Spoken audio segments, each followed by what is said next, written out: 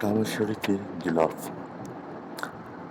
একটি বস্তুখণ্ড যা দ্বারা কাবাকে আচ্ছাদিত করে রাখা হয়। বর্তমানে গিলাফ কালো রেশমি কাপড় দিয়ে নির্মিত, যার উপর দিয়ে লেখা থাকে লা ইলাহা ইল্লাল্লাহু মুহাম্মাদুর রাসূলুল্লাহ, আল্লাহ জাল্লে জালালুহু, সুবহানাল্লাহ ওয়া বিহামদিহি সুবহানাল্লাহিল আযীম এবং ইয়া হান্নান ইয়া মান্নান। 14 মিটার দীর্ঘ এবং 75 সেন্টিমিটার প্রস্থ বিশিষ্ট 41 খণ্ড বস্তুখণ্ড জোড়া দিয়ে গিলাফ তৈরি করা হয়। চার কোণায় সূরা ইখলাস স্বর্ণ সূত্রে বৃত্তাকারে উৎকীর্ণ করা হয়। রেশমি কাপড়ের নিচে মোটা সাধারণ কাপড়ের লাইনিং থাকে।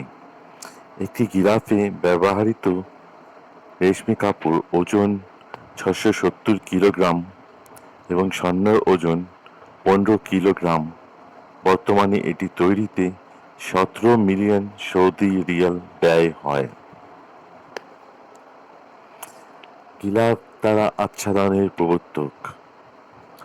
কাবা শরীফের গিলাফ দ্বারা আচ্ছাদন কখন বা কার উদ্যোগে শুরু হয় সে সম্পর্কে মতভেদ আছে।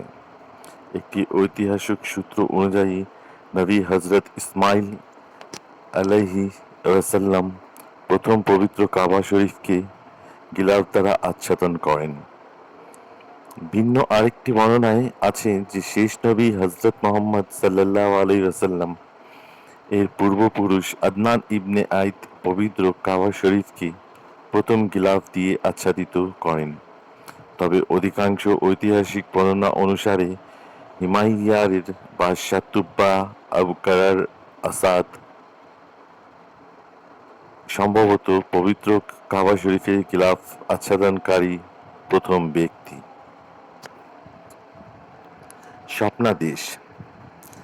ইসলামের শেষ নবী হযরত মুহাম্মদ সাল্লাল্লাহু আলাইহি ওয়াসাল্লাম ইয়াসরিব শহরে অর্থাৎ মদিনা শহরে হিজরতের 220 বছর আগে হিমিয়ার রাজা তুব্বা আবু কারব আসাদ ও শহরটিতে ইয়াসরিব আক্রমণ করেন। তুব্বা ইয়াসরিব ছেড়ে চলে যাওয়ার সময় মক্কায় গিয়ে কাবা শরীফ তাওয়াফ করত এবং মাথা মুন্ডন করেন। এতপর তিনি এই শহরে কয়েকদিন অবস্থান করেন। মক্কায় অবস্থানকালে তিনি ঘুমের মধ্যে একদিন স্বপ্ন দেখছিলেন যে তিনি কাবা শরীফ গিলাফ দ্বারা আচ্ছাদন করছিলেন।